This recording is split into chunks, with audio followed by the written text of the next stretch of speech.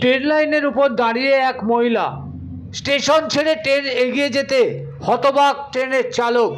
ট্রেনের সামনে ঝাঁপিয়ে আত্মহত্যার চেষ্টা দেখে সঙ্গে সঙ্গে ব্রেক কষে ট্রেন থামিয়ে দেন চালক। চলন্ত ট্রেন হঠাৎ থেমে যেতেই চাঞ্চল্য ছড়ায় ট্রেনের মধ্যে থাকা যাত্রীদের। এমনই চাঞ্চল্যকর ঘটনাটি ঘটেছে সোমবার দুপুরে 12টা 50 নাগাদ বারাসাত হাসনাবাদ রেল শাখার হারওয়ার্ড রোড স্টেশনে।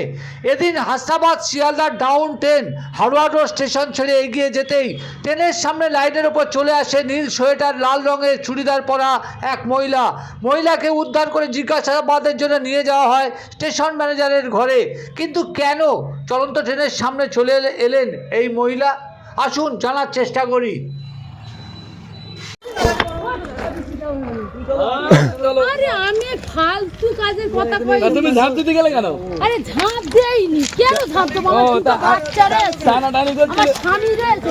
আরে টানাটানি করছো, আমি গাড়িতে উঠবো বলে ওরকম করছে।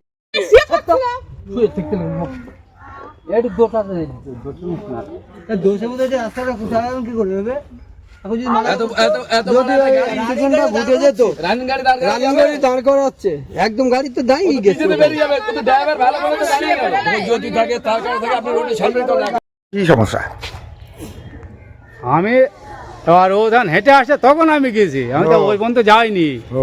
হ্যাঁ, এবারে বলছে আমার মাথার দোষ।